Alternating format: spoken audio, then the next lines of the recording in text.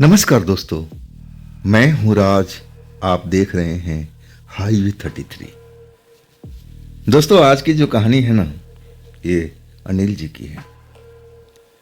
ये जो कहानी है अनिल जी की, साल 2014 की है। तो चलें आज की कहानी में। लेकिन दोस्तों, आपसे वही रिक्वेस्ट है कि अगर आप मेरे नए चैनल पर अभी तक नहीं पहुंचे हैं तो जल्दी से जाइए ना, उस चैनल को सब्सक्राइब कीजिए, उन कहानियों का आनंद उठाइए। आप पूछेंगे कैसे, चैनल का नाम तो बताया नहीं, तो मैं बताता हूं ना, राज की कहानियां। हाँ, नया चैनल है, थोड़ा ढूंढने में जरूर परेशानी होगी, और इसके लिए मैं इसी वीडियो का डिस्क्रिप्शन बॉक्स में लिंक दे दिया हूं, जो बहुत आसान से आप मेरे नए चैनल पर पहुंच सकते हैं। तो अब देर नहीं करते हैं और आज की कहानी में चलते हैं। मैं उन दिनों एक ऑफिस में काम करता था। मेरा नाम है अनिल, और ये मेरा पहला जॉब था। बहुत खुश था मैं जब ये नौकरी मुझे मिली थी ना। तो मैं तो अब एक तरह से कहा ना कि हवा में उड़ता था।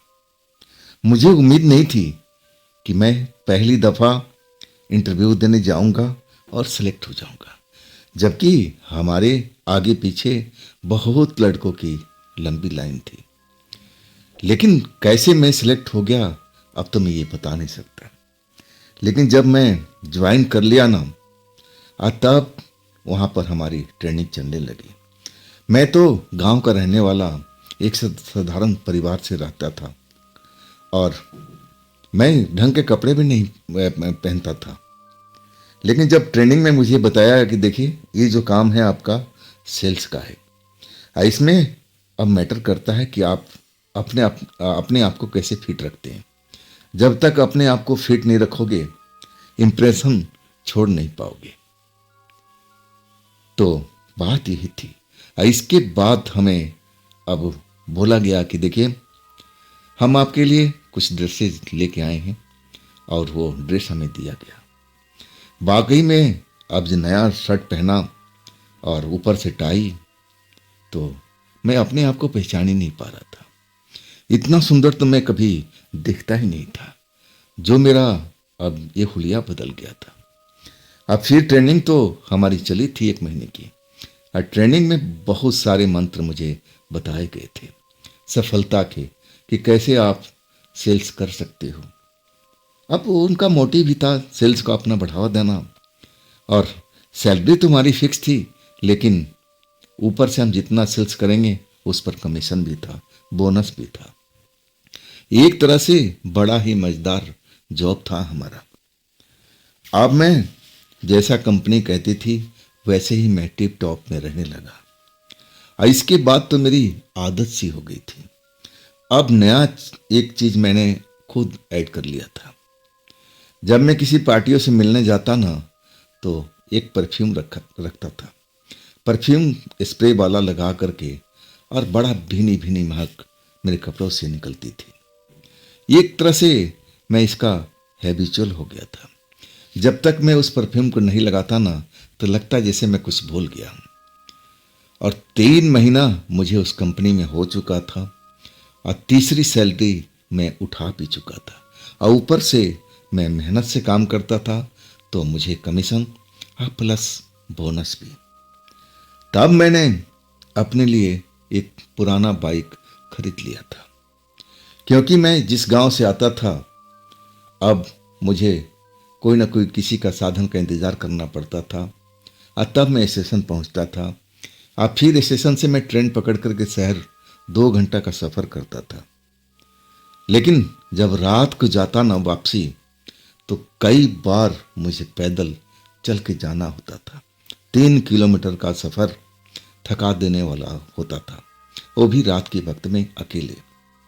इसीलिए मैंने पुरानी सेकंड हैंड बाइक खरीद लिया था। अब तो मेरा काम आसान हो गया था। अब 3 महीने में मैं पूरी तरह से तो नहीं कह सकता, लेकिन मैं अपने काम में एक तरह से निपुण हो चुका था। कैसे पार्टियों से मिला जाता है, कैसे अब उनको बात के छलावा में भुलाया जाता है, सब कुछ थोड़ा बहुत टैक्ट मुझे आ चुका था। अब मैं जिस पार्टी के पास जाता ऑर्डर लेके ही आता था। मेरी पर्सनालिटी ऐसी बना दी गई थी, ऐसा मैं पहले नहीं था। अब मैं उस रात का घटना का जिक्र करने जा रहा हूँ, अब जिसने मेरी जिंदगी बदल दिया था। मैं अब एक दूसरे शहर में गया हुआ था। अपना शहर में तो बहुत मुश्किल से मुझे काम मिलता था, हर दूसरे शहर में मुझे भेजा जाता था, कंधे पर बैग लटकाए हुए, और मैं टिप टाप कपड़े में अब अपनी पार्टियों के पास जाता और अपना जो काम था बखूबी करता था। जब मैं लौट रहा था ना तो लेट हो चुका था, लंबा सफ़र था, और जब मैं स्टेशन पर आया ना तो काफ़ी देर हो चुका था। मैं ट्रेन का इंतज़ार करने लगा, तब तक रात का 10 बज गया था, और ज़्यादा बड़ा स्टेशन नहीं था लेकिन फिर भी ठीक ठाक था। अब वहाँ ज़्यादा भीड़ नहीं थी, गर्मी का टाइम था। मैं एक बेंच पर बैठा हुआ और ट्रेन का आने का इंतज़ार कर रहा था कि कब ट्रेन आएगी और कब मैं अपने स्टेशन पहुंचूंगा, और फिर मैं वहां से अपना बाइक लेके घर पहुंचूंगा। आज मैं बहुत थका हुआ महसूस कर रहा था। मैं जब बेंच पर बैठा ना तो ट्रेन आने में अभी 40 मिनट और टाइम लगना था। ट्रेन अब लेट हो चुकी थी। मैं कब बेंच पर बैठे बैठे अब नींद में आ चुका था। जब मुझे किसी ने जगाया ना तो मैं फड़फड़ा करके अपनी आंखें खोला। क्या ट्रेन निकल गई क्या? मुझे ऐसे ही आभास हुआ था। जब सामने देखा ना तो मैं देखता रह गया था। सामने एक खूबसूरत लड़की अब बोल रही थी कि आपको ट्रेन पकड़ना है क्या? ट्रेन आने वाली है, अगर आप उठोगे नहीं तो ट्रेन पकड़ नहीं पाओगे। मैं उस लड़की की तरफ देखते जा रहा था। मैंने आज तक किसी लड़की से प्रेम नहीं किया था, मेरे पास वक्त नहीं था। मैं गांव में था तब भी मेरे पास वक्त नहीं था, पढ़ाई में अपना खेत खलियान में लगा रहता था। आज जब इस जॉब में आया तो मेरे पास वक्त मिलता ही नहीं था। हालांकि मैं शहर में घुमा करता था, लेकिन ये पहली बार हुआ था जब मैंने उस सुंदर लड़की को देखा तो देखते रह गया था, जो मुझे जगाई थी कि ट्रेन आ रही है, आपको ट्रेन पकड़ना है तो तैयार हो जाओ, नहीं तो ट्रेन निकल जाएगी। वाकई में कुछ देर मैं जरूर आंखें झपका के देखता रहा कि क्या सचमुच मेरे सामने में वो सुंदर लड़की खड़ी है या मैं कोई ख्वाब में हूं। और तब लड़की जैसे मुस्कुराई और तब तक ट्रेन का सीटी अब आवाज देने लगा था, हॉर्न बजने लगा था। मैं फड़फड़ा करके अब अपना बैग संभालते हुए उठा, और वाकई में जब तक ट्रेन प्लेटफार्म पर आ चुकी थी। अब फिर मैं जब देखने लगा कि लड़की कहाँ है, लड़की नजर ही नहीं आई। कमाल की बात थी, अब वहां पर कोई विशेष अब यात्री भी नहीं थे, ज्यादा भीड़ भी नहीं था, लेकिन ना जाने वो कहाँ गुम हो गई थी। ट्रेन जब तक रुकती मैं तब तक पीछे देख रहा था कि आखिर वो मुझे जगा करके कहाँ गई, कौन थी वो। इतनी सुंदर लड़की मेरे दिल को भाग गई थी। सबसे खूबसूरत उसकी आंखें, और चेहरा तो अब मैं क्या बताऊं, और हाइट भी अच्छी खासी थी। कपड़े भी बड़ा सलीके के पहन रखे थे, खुला हुआ बाल, और देख करके तो मैं फिदा हो गया था उस पर। पहली बार पहली नजर में मुझे किसी लड़की से प्यार हुआ था। नहीं तो मैं अब शहर में काम करता था, गांव अब खेड़ा की तो बात नहीं थी। ना जाने कितनी लड़की मिलती थी, मैं जरूर एक नज़र देखता था, लेकिन किसी के अब ऐसा कुछ आकर्षण मुझे नहीं हुआ कि मैं उसकी तरफ दोबारा देखूं। लेकिन इस लड़की को देखते ही मुझे ऐसा लगने लगा कि ये कहाँ गई, मैं जैसे उसको ढूंढ रहा था, लेकिन वो तो अब नजर ही नहीं आ रही थी। कमाल की बात थी, तब तक ट्रेन प्लेटफार्म पर रुक चुकी थी, और संजोग से बस पीछे का डब्बा ही अब मेरे सामने आ चुका था। अब पीछे का डब्बा, गार्ड का डब्बा पीछे, और उसके पहला ही डब्बा मैं जल्दी से अब ट्रेन में सवार हो गया था। मैं जब अंदर गया ना तो बोगी तो अब बिल्कुल थोड़ा बहुत ही मुसाफिर थे उसमें, और बाकी बोगी बिल्कुल खाली पड़ी थी। मैं खिड़की पर ही आकर के बैठ गया ताकि देख सकूं कि वो लड़की कहाँ पर है, कौन थी वो जो मुझे जगा करके, और ना जाने फिर वो कहाँ चले गए। वो सवारी होती तो इस ट्रेन में जरूर आती। मैं तरह तरह का अनुमान लगाता रहा, तब तक ट्रेन सीटी मार करके चल दिया था।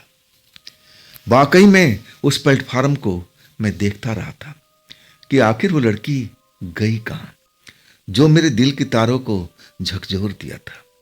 ऐसा तो कभी मेरे साथ में हुआ नहीं था। और वाकई में अब ट्रेन स्पीड पकड़ लिया था। तब मुझे अब अपना बोगी में देखने लगा। बोगी में भी वो लड़की नहीं थी, अगर होती तो मुझे जरूर नजर आती। अब मैं एक तरह से उस लड़की को ना पा करके उदास सा हो गया था। अब उसके प्यार में जैसे हो गया हो। मेरी आंखों के सामने उसकी छवि जैसे चमक रही हो, मुस्कुराता हुआ चेहरा, बड़ी बड़ी कजरारी आंखें जैसे मेरे सामने खड़ी हो। अब मैं तो उसके ख्यालों में खोया हुआ था कि काश वो मेरे जीवन में आ जाए। ऐसी ही लड़की मेरी सपनों की रानी बन सकती थी। और तरह तरह का मैं सपना ख्याल अब देखने लगा था। लेकिन मैं जानता था कि वो लड़की इस बोगी के अंदर में नहीं है। और वो प्लेटफार्म पर से कहाँ गई मैं देख ही नहीं पाया। मुझे लगा कि जरूर अपने परिवार के साथ में होगी। अब मुझे सोता हुआ देख करके शायद मेरे पर तरस आ गया होगा कि ये मुसाफिर लड़का अभी सो रहा है और ट्रेन आ रही है, जरूर इसको यही ट्रेन पकड़ना है। अगर ये सोता रह गया तो ट्रेन नहीं पकड़ पाएगा और फिर इसको लेट हो जाएगा। अब मैं अनुमान लगा चुका था कि शायद यही लड़की ने सोचा होगा जिसके पीछे मैं प्यार में पागल हो चुका हूं। खैर, ट्रेन अपनी स्पीड से दौड़ती जा रही थी। स्टेशन आता और कुछ मुसाफिर जरूर उतर जाते थे, लेकिन चढ़ता कोई नहीं था, क्योंकि अब ज्यादा रात हो चुका था और गांव खेड़े का अब स्टेशन था। अब फिर 3 स्टेशन पार करते ही लगभग हमारी बोगी में एक बुजुर्ग, वो अब खिड़की के दूसरी साइड में बैठे हुए थे, सबसे आखिरी में। अब वही मुझे अब दिखाई दे रहे थे, जो कभी तम्बाकू ठोक लेते थे और फिर खिड़की की तरफ देखने लगते थे तम्बाकू को इस्तेमाल करके। बस हम 2 ही लोग उस बोगी में मैं देख रहा था अपने आप को। अभी तो स्टेशन मेरा आने में लगभग आधा पौन घंटा लगना था। अब मैं फिर सोचा कि चलो अभी आधा पौन घंटा लग रहा है। अब मैं अपनी आंखें बंद कर लिया और जैसे ही आंखें बंद किया ना, तो मुझे बड़ा अजीब सा एहसास हुआ, जैसे मैं फिर गहरी नींद में सोता जा रहा हूं। एक सुखद अनुभूति मुझे हो रही थी। अब मैं सपने में जैसे आ गया था। मैं देख रहा हूं कि वही लड़की और उसी स्टेशन पर उसी बेंच पर मैं बैठा हूं और वो मेरे सामने में आ करके खड़ी है। अब मैं जागा हुआ हूं, अपनी खुली आंखों से देख रहा हूं, मेरे सामने आकर खड़ी और मुझे देख रही है और मुस्कुरा रही है। मैं उससे बोलना चाहता हूं कि तुम कौन हो, तुम मुझे बहुत अच्छी लगी हो, मैं तुमसे प्यार करने लगा हूं, लेकिन मेरे जुबान से कोई आवाज नहीं निकल रही है। और तब तक जैसे मैं नींद से जाग गया। सामने देखा ना तो मैं हैरत में पड़ गया था। मेरी सीट के बिल्कुल सामने वही लड़की कब आकर के बैठ गई थी तो मुझे पता ही नहीं चला। जैसे ही आंख खोला ना और सामने की सीट पर देखा तो मैं तो एकदम देखता ही रह गया था। अब मैं एकदम शौक में आ गया था कि इस डिब्बे में अब मेरे और उस बुजुर्ग के अलावा कोई था नहीं। आई चलती हुई ट्रेन में ये लड़की कहां से आ गई? और वही लड़की, वैसा ही लिबास, सब कुछ चेहरा मोहरा, कोई बदलाव नहीं था। ये कैसे संभव हो सकता है? और तब तक लड़की मेरी तरफ देख के कहने लगी, वक्त क्या हुआ है आपकी घड़ी में, कितना बजा है? मैं तो कोई जवाब ही नहीं दे पा रहा था, बस उसकी तरफ लगातार देखता जा रहा था कि हे ईश्वर, ये लड़की कहां से आ गई? ये तो मेरा एकदम दिल को झकझोर दिया है। मैं तो इससे प्यार करने लगा, पहली नजर का प्यार। वो मुझसे बार बार टाइम पूछ रही थी कि कितना टाइम हुआ दोस्त, टाइम तो बता दो, क्या मेरी तरफ देखते ही रहोगे, टाइम नहीं बताओगे? तब मेरा ध्यान टूटा। अब फिर मैं हड़बड़ा गया था। टाइम उस लड़की को बताया और तब बातचीत का सिलसिला उसी लड़की ने शुरू किया। आप कहाँ जाएंगे? मैं तो बस उसकी आंखों को देखता रहा और उसकी प्रत्येक सवाल का जवाब देता रहा कि ये मेरा स्टेशन का नाम यह है और थोड़ी ही देर के बाद स्टेशन आ जाएगा। लड़की सवाल पर सवाल पूछ रही थी कि फिर आप उस स्टेशन से कहाँ जाएंगे? मैं अपने गांव का नाम बताया। लड़की ऐसे ही सवाल मुझसे पूछती जा रही थी। हाँ, मैं उसकी सवाल को जवाब देता जा रहा था। बस उसकी चेहरे पर मेरी नजर टिकी हुई थी और ना जाने मुझ पर ऐसा क्या जादू किया हुआ था कि जैसे मैं उसके चेहरे से नजर हटा ही नहीं सकता था। सही मायने में मैं अब इतना उसको चाहने लगा था। बस दो ही मुलाकात में, एक मुलाकात प्लेटफार्म के ऊपर हुई थी और जब उस लड़की ने मुझे सोते हुए जगाया था, और दूसरा अब इस ट्रेन के अंदर में। मैं अब उस लड़की की सुंदरता को देखे जा रहा था। अब मन में यही ख्याल था कि लड़की कैसे चलती हुई ट्रेन से आ गई। मैं यही सब अनुमान लगा रहा था। आखिरकार लड़की कहने लगी कि जी, आपका तो स्टेशन आने वाला है, अब मेरा भी आने वाला है। आप तैयार हो जाइए, कुछ ही देर में स्टेशन पर गाड़ी पहुंच जाएगी। वाकई में मैं अब उसके चक्कर में अब ध्यान भूल चुका था कि मैं इतना टाइम व्यतीत कर लिया और ट्रेन धड़ाधड़ दौड़ती जा रही थी। आखिरकार मेरा ही स्टेशन आने वाला था। अब वाकई में मैं देख करके हैरान था कि इतनी जल्दी मेरा स्टेशन कैसे आ गया। लेकिन वास्तव में स्टेशन आ चुका था, बोर्ड में पड़ चुका था। और तब मैं बैग अपना कंधे पर डाला और तब तक लड़की उसी खिड़की पर बैठी रही, मुझे लगातार देखती जा रही थी। ट्रेन रुकी और मैं अपने प्लेटफार्म पर उतर गया था और अचानक ट्रेन चल भी पड़ी और वो लड़की मुझे हाथ निकाल करके जैसे बाय कर रही हो, और ना चाहते हुए मैं उसको बाय करने लगा था। जब तक ट्रेन मेरी आंखों से ओझोल नहीं हुई और तब तक मैं उसी प्लेटफार्म पर खड़ा था। ना जाने उस लड़की ने मेरे ऊपर क्या ऐसा जादू किया था कि मैं बस दो मुलाकात में मैं उसका दीवाना हो गया था। ऐसा तो मैं पहले नहीं था, लेकिन इस लड़की की वजह से मैं ऐसा अब बन चुका था। मेरी सोच समझ मति मेरी अब जैसे मारी गई हो।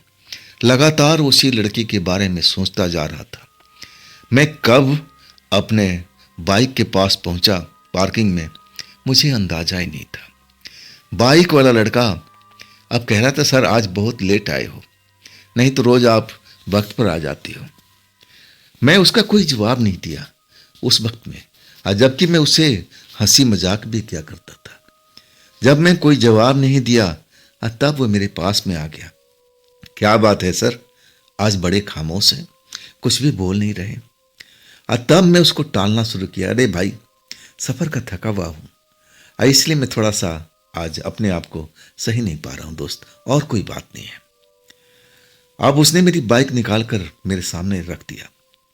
बोला, सर कोई बात नहीं, थकान में कभी कभी हो जाता है। अब मैं अपनी बाइक अब रोजाना की तरह स्टार्ट किया। अब फिर रोड पर निकल चुका था। जैसे ही रोड पर मैं निकला, कुछ ही किलोमीटर चला था मैं, और सामने में एक मेन रोड हाईवे था। अब मेरी जो सड़क थी ना स्टेशन वाली, और उसके ऊपर से गुजरती थी, मतलब एक तरह से चौराहा था। और वो चौराहा पार करके मुझे अगली साइड में गांव की साइड जो सड़क जाती थी, अब मैं वहां जाता था। मैं देखा कि एक बस आ करके रुकी और उसका गेट खुला। ऐसा होता ही रहता है, एक तरह से स्टैंड था, कई गांव का स्टैंड था, हमारे गांव का भी स्टैंड था। तो बस तो वहां पर रुकती रहती थी, सवारी भी उतरते थे। लेकिन मैं जब हैरान हुआ कि वही लड़की बस से उतर रही थी। सही मायने में अपना बाइक का ब्रेक लगा दिया था। अब मेरा शरीर एकदम जैसे सुन्न सा हो गया था। मैं हैरान था, आश्चर्य में, कि कि इस लड़की को मैं तीसरी बार देख रहा हूं। एक बार रेलवे प्लेटफार्म पर, दूसरी बार ट्रेन की बोगी में, वो भी मेरी सीट के सामने में, और तीसरी बार ये बस से उतर रही है। बस चल गई और वो अकेले उस रोड पर खड़ी है। एक सवारी और उतरी थी, लेकिन वो सवारी तो अब अपने रास्ते चली गई दूसरी साइड में, जिधर उसका गांव था। लेकिन वो लड़की अब रोड पर बस से उतर करके और जिधर मेरा रास्ता था चौराहा पार करके और वहीं पर खड़ी अब मुझे देखती जा रही थी। अभी भी उसके चेहरे पर शरारत वाली मुस्कुराहट मुझे दिखाई दे रही थी। सही मायने में मेरा हिम्मत नहीं हो रहा था कि मैं अपना बाइक चला करके और उसके सामने से गुजरूं। मुझे बड़ा अजीब लग रहा था। ये कैसे संभव हो सकता है? एक लड़की जो ट्रेन से टाटा बाय बाय करके मुझे निकली और वो फिर बस से उतर रही हो। सेम लिबास, सेम सब कुछ, हाइट वही, सुंदरता वही, मैं कैसे भूल सकता हूं? जिससे मैं काफी देर तक बात भी किया था ट्रेन में। मेरे लिए वो अजूबा थी। और तब तक वो लड़की मुझे हाथ देके पुकारने लगी। मैं अपना नाम बता चुका था उसको कि मेरा नाम अनिल है। मेरा नाम लेकर पुकारने लगी, अनिल अनिल, क्या वहीं खड़े रहोगे? इस साइड में आओ ना, जाना नहीं क्या तुम अपने गांव में? मैं एकदम जैसे जादू में बंध गया था उस रात को। ना चाहते हुए बाइक मैं उसके पास ले जाकर के रोक दिया। अब बिना पूछे समझे वो मेरी बाइक पर सवार हो गई थी। मैं तो जैसे सपनों की दुनिया में हूं, ऐसा मुझे अनुभव हो रहा था। जैसे वो बैठी, अब फिर कहने लगे, अनिल अब बाइक तो चलाओ, क्या खड़े रहोगे यहीं पर? पहले मुझे मेरे घर पर छोड़ दो, अब फिर तुम अपने घर पर निकल जाना। मैं और उसको अपने घर पर छोड़ूं? कहां पर उसका घर है, कहां पर उसका गांव है, मैं तो समझ ही नहीं पाया था। मैं जैसे उसके जादू का शिकार हो गया था। जो मुझे आदेश दे रही थी वो मैं मानने के लिए उस रात को बाध्य था। कौन थी वो लड़की मुझे अभी भी समझ में नहीं आ रहा था। अब मैं समझना चाहता था उसके बारे में कि आखिर कौन हो सकती है, लेकिन दिमाग मेरा सही ढंग से काम करे तब ना, काम ही नहीं कर रहा था। मैं जैसे सोचने की कोशिश करता ना तो सर एकदम से अपसेट हो जाता था। आखिरकार उस लड़की के बताए हुए रास्ते पर, हालांकि मेरे गांव का ही रास्ता था, लेकिन कुछ दूर जाने के बाद एक रास्ता बाएं तरफ में, वो जो रास्ता था ना, अब बाएं साइड को जो मुड़ा था वो एक दूसरे गांव को जोड़ता था। और उस रास्ते में एक शमशान भी था जो आसपास के गांव के लोग अब उसका इस्तेमाल करते थे मुर्दे को अब जलाने में। मैं तो जैसे बेहोशी की हालत में हूँ, मैं जैसे अपना सुध-बुध खो बैठा हूँ, मैं नशे में हूँ, ऐसा मैं अपने आप को महसूस कर रहा था। जो वो लड़की कह रही थी मैं वो मानने के लिए बाध्य था।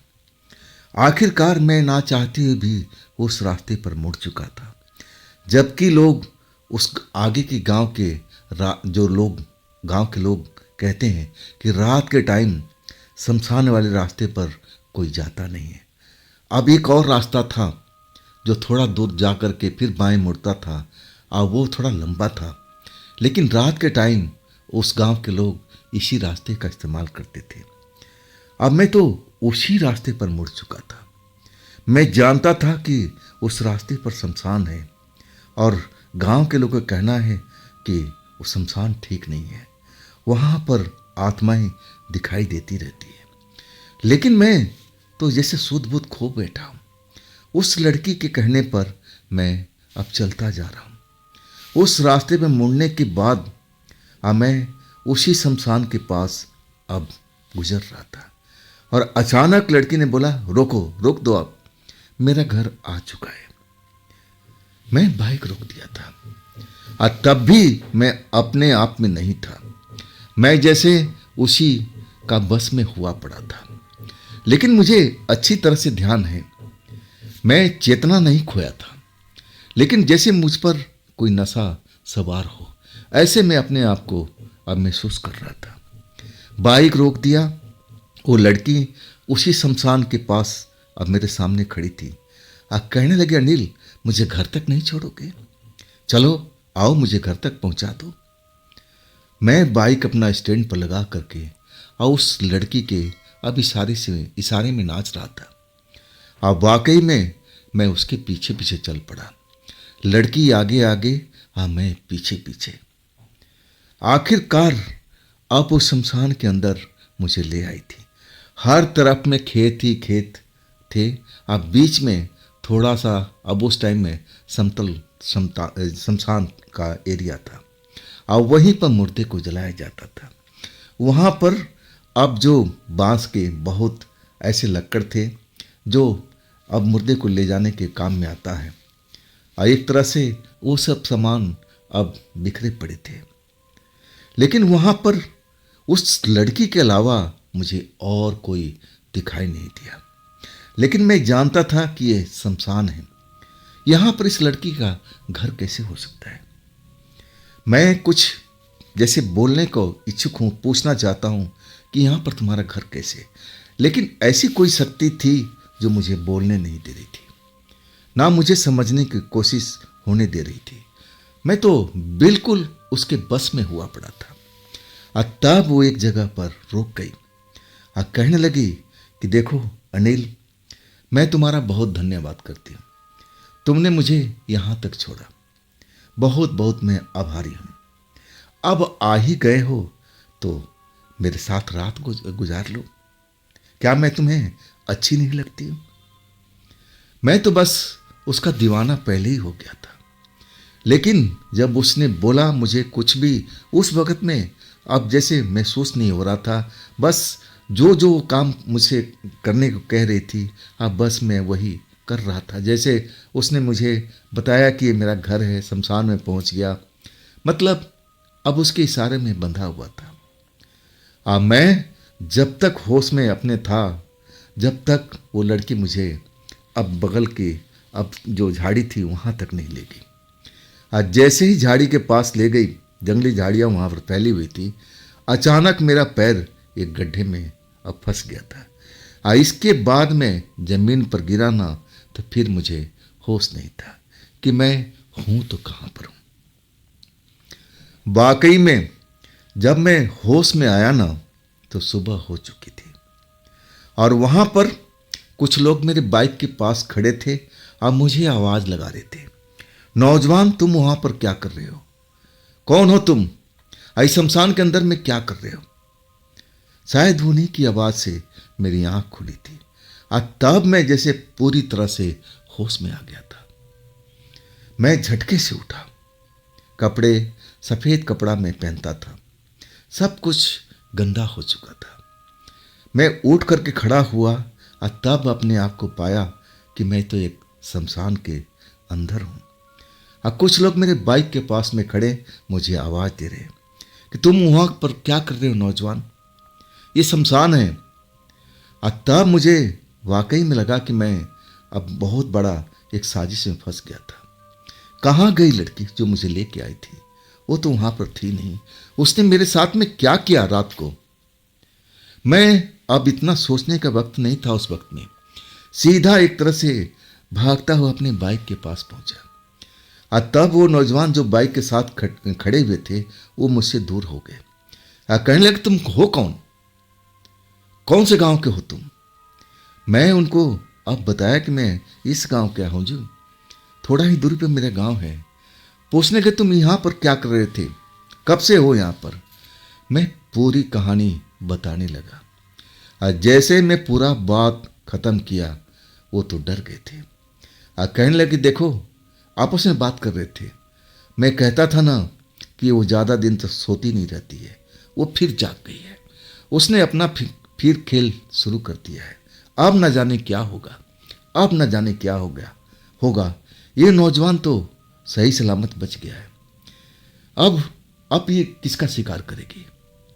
मुझे कुछ समझ में नहीं आ रहा था कि ये लोग किसकी बात कर रहे हैं, कौन सा शिकार होगा, क्या होगा, मुझे कुछ भी समझ में नहीं आ रहा। मैं पूछने लगा कि भाई आप लोग आप मुझे बताओ तो सही, माजरा क्या है, मैं कैसे आ गया, मैं आपको सब कुछ बता दिया। लेकिन आप किसकी बात कर रहे हो? तब उनमें से एक नौजवान कहने लगा कि दोस्त, तुम आसपास के गांव को हो, तो क्या तुम्हें पता नहीं है कि यहाँ एक खूबसूरत लड़की की आत्मा रहती है, और वो एक तांत्रिक यहाँ पर आ करके और उसको बोला था कि मैं उसको सुला दिया हूँ, अब वो जागेगी नहीं। लेकिन गांव वाला का बुजुर्गों का कहना था कि वो आसानी से सोने वाली नहीं है, फिर वो जगेगी। इस बात को लगभग 2 साल हो गया है, और हम गांव वालों को आशंका थी कि कभी न कभी फिर वो जिंदा हो जाएगी या फिर नींद से जाग जाएगी। और देखो, हमारा सोचना बिल्कुल सही निकला, फिर वो जाग गई है। फिर उसका हुलिया बताने लगे कि क्या वो ऐसी ही थी। मैं एकदम कांप गया था। कहने लगा कि जी बिल्कुल आप सही कह रहे हैं, सफ़ेद वस्त्र में थी और मोटी मोटी आंखें उसकी। मैं जो भी रूपरेखा था मैं बयान करने लगा था। कौन है ये? तब वो लड़का कहने लगा कि भगवान का शुक्र हो भाई कि उसने तुम्हें मारा नहीं, तुम्हें जिंदा छोड़ दिया। लेकिन तुम्हारे साथ में जरूर उसने खेल खेला है, तुम समझ नहीं पाए हो अभी तक। मैं कहता हूं कि अपनी बाइक स्टार्ट करो और अपने घर निकल जाओ। अपने परिवार वालों से बोलो कि कोई अच्छी तांत्रिक के पास तुम्हें ले जाए, और ये कराना तुम्हारे लिए ज़रूरी है, नहीं तो दोस्त बाद में तुम्हें कहीं पछताना ना हो। मैं वाकई में डर चुका था। मैं पूछने लगा कि भाई आप तो बताओ, वो लड़की कौन है जो आप उसकी बात कर रहे हो? और तब वो कहने लगे भाई उस लड़की को अब फिक्र छोड़ो और तुम अपने घर निकल जाओ, इसी में तुम्हारी भलाई है, और अपने परिवार वालों से बोलो कि कोई अच्छे तांत्रिक के पास तुम्हें दिखाए। और इसके बाद वो लोग अपने रास्ते पर चले गए थे, और मुझे जाते जाते कहने लगे यहाँ ज़्यादा देर मत रुको, निकल जाओ। हालांकि अब सुबह का वक्त था, लेकिन जब उन्होंने बोला और जो मेरी हालात, अब एक रात को मैं शमशान में गुजार चुका था और उस खूबसूरत लड़की के साथ में, ना जाने मेरे साथ में क्या किया होगा। मैं तो घबराहट में अब डरा हुआ था। बाइक स्टार्ट करके अब फिर मैं कांपते हाथों से अपने गांव पहुंच गया था। घर वाले मेरी फिक्र कर रहे थे कि तुम हो कहाँ पर। मैंने तुम्हारा फ़ोन को ना जाने मोबाइल को कितनी बार ट्राई किया, हर बार phone switch off, phone switch off. अब वाकई में जो अपना फ़ोन होता था मैं अपने बैग में रख लेता था। लेकिन जब घर में अभी मैं कुछ बताया नहीं था, लेकिन वो पूछ रहे थे कि तुम रात कहाँ पर थे, और ये तुम्हारे कपड़े क्यों गंदे हुए पड़े। सबसे पहले मैंने अपना बैग से फ़ोन निकाला। अब मैं फ़ोन बाहर निकाला तो मैं देख करके चकित था, फ़ोन तो बिल्कुल चालू हालत में था। तो फ़ोन मेरे पास में क्यों नहीं आया? अब वाकई में अब मैं कोई बात छिपाया नहीं अपने घर वालों से। एक एक लफ्ज, एक एक बात प्लेटफार्म से लेकर के और यहाँ के शमशान तक बता दिया था। अब मेरी बात सुन के घर वाले एकदम डर गए थे। मेरी माँ तो रोने लगी थी कि अब क्या होगा, अब क्या होगा। लेकिन पापा ने मेरी बात को संभाल लिया था, माँ को समझा दिया, अरे डरने की जरूरत नहीं है, सब कुछ सही हो जाएगा। तो पहले ही से रोना लगती है, ये अच्छी बात नहीं है। मैं जाता हूँ ना, कोई तांत्रिक को बुला के ले आता हूँ, मेरे बेटे को कुछ नहीं होगा, मुझे पता है। और आखिरकार मेरे पापा तांत्रिक के खोजबीन में लग गए थे, और दोपहर के बाद तांत्रिक को लेकर लौटे। तांत्रिक मुझे देखा, अब मुस्कुरा के पापा से बोला, अरे आप क्यों डर रहे हो, लड़के पर कोई ऐसी शक्ति है ही नहीं, आप तो खाम खा डरे हुए हो। लेकिन पापा कहने लगे कि देखिए तांत्रिक साहब, तांत्रिक बाबा, जो लड़की ने बात बताया मैं सब कुछ बता दिया। तांत्रिक बाबा हंसने लगे, कहने लगे कि आपकी जगह मैं भी होता तो मैं भी डर जाता, ये तो स्वाभाविक है। लेकिन मैं देख लिया हूँ, चेक कर लिया हूँ, इस लड़के के ऊपर में ऐसी कोई सवारी है ही नहीं, ना कोई साया है, घबराने की जरूरत नहीं है। तब तांत्रिक बाबा मुझे देख करके मुस्कुराने लगे, आप मजाक के लहजे में कहने लगे, क्यों दोस्त, क्या तुम्हें और कोई लड़की नहीं मिली? तुम एक आत्मा से प्यार कर बैठे। मैं तो जैसे सन्न रह गया था। तब तांत्रिक बाबा मेरे सर पर हाथ फेरते हुए कहने लगे, अरे डरो मत दोस्त, मेरे साथ भी ऐसा हो चुका है, मैं जानता हूँ। अब फिर उन्होंने एक ताबीज मुझे बना के दिया और कहने लगे, बेटा ये ताबीज 1 साल तक अपने गले में डाल के रखना, दोबारा वो आत्मा तेरे पास में बिल्कुल नहीं आएगी। और तब मैं उस गांव वालों के लड़के की बात बताने लगा कि बाबा मैं भी इसी गांव का हूँ, लेकिन उसके बारे में मैं कुछ जानता नहीं। जो मैं वहाँ पर सुना था, जो लड़के बयान कर रहे थे कि वो सो गई है, 2 साल पहले सुला दिया गया था किसी तांत्रिक के द्वारा। और तब तांत्रिक कहने लगे, हाँ मुझे उस घटना की जानकारी है, वास्तव में वो उसी गांव की एक लड़की है। अब बहुत साल पहले उसकी मौत हो गई थी, अब वो कारण मैं बता नहीं सकता, और तब से वो उसी शमशान में रहती है। और जो भी रात को उस रास्ते से अकेले गुजरता और उसके सामने अचानक आकर खड़ी हो जाती, अगर वो नौजवान लड़का होता तो फिर अपने साथ उसी शमशान में ले जाती, अगर कोई बुजुर्ग होता तो डर करके भाग लेता, उसको भागने दे देती, उसको कोई परेशानी नहीं करती। लेकिन नौजवान लड़कों को छोड़ती नहीं थी। अब उसमें शक्ति इतनी आ चुकी थी। और तब गांव वालों ने किसी तांत्रिक को बुला करके और उसको सुला दिया था तंत्र विद्या के द्वारा। और तांत्रिक का कहना था कि अब ये जगेगी नहीं। लेकिन ऐसा कोई मंत्र नहीं है जो सदा के लिए किसी को अब सुलाया जा सके, दफनाया जा सके। वो अब वक्त पर सब कुछ खत्म भी हो सकता है। और वैसा ही उसके साथ हुआ, फिर वो जाग गई है। अब वो गांव वाले कुछ ना कुछ उसके बारे में सोचेंगे। खैर हमें क्या करना है, तुम सुरक्षित हो, बस यही सब कुछ सही है। अब तुम्हारे साथ में ऐसा कुछ नहीं होगा, लेकिन तुम सतर्क जरूर रहना। अब फिर मुझे कहने लगे कि देखो दोस्त, जवान तो मैं भी था, लेकिन मैं तुम्हारी तरह खुशबू लगा करके ट्रेन का सफ़र नहीं करता था, और भी रात के वक्त में। तुम्हें इन चीज़ों से बचना चाहिए। सेंट परफ्यूम का रात में इस्तेमाल नहीं करना चाहिए। और तुम्हारी खुशबू के वजह से ही वो आत्मा भटकती भटकती और तुम्हारे साथ लग चुकी थी। खैर उसने तुम्हारा कोई नुकसान नहीं किया है, अब डरो मत। वाकई में जब तांत्रिक बाबा ने सब भेद खोला ना, तो मैं तो कांप गया था। क्या मैं एक खूबसूरत आत्मा का शिकार बन चुका था उस रात को? क्या उसने मेरे साथ में वही किया था जो नहीं होना चाहिए था? वाकई में उस तांत्रिक बाबा के जाने के बाद मैं तो काफ़ी देर तक डरा रहा, लेकिन मेरे परिवार वालों ने मेरा बहुत साथ दिया और कहने लगे कि आप डरने की जरूरत नहीं है, बाबा ने जो कहा है बिल्कुल सच्चाई है। आइए पहुँचे हुए तांत्रिक हैं, अब ताबीज तेरे गले में आ गई है, वो आत्मा चाहे कोई भी हो तेरे पास में बिल्कुल नहीं आ सकती। अब तुझे डरने की जरूरत नहीं है। लेकिन मैं 3 दिन तक अपने घर से बाहर नहीं निकला था, डर के कारण से।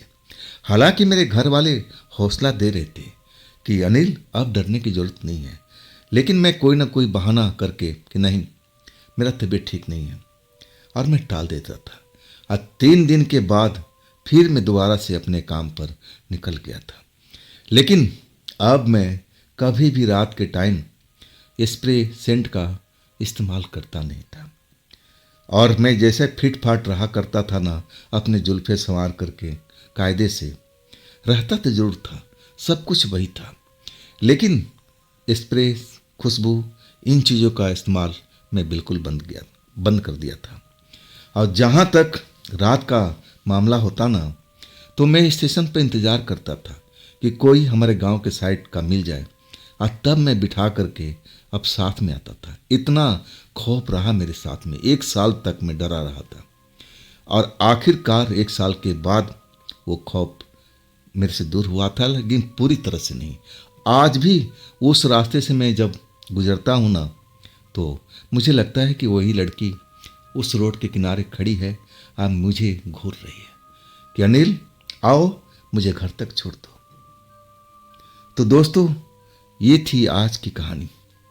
ये घटना आपको कैसी लगी कमेंट में ज़रूर बताइएगा। और दोस्तों, ये भी चैनल आप ही का है, तो इसको भी अपना प्यार दीजिए, लाइक कीजिए, सब्सक्राइब कीजिए, अपने दोस्तों को शेयर कीजिए। अब फिर हम मिलते हैं अगले रोज इसी चैनल पर, इसी टाइम में। आप लोग अपना ख्याल रखिएगा। नमस्कार।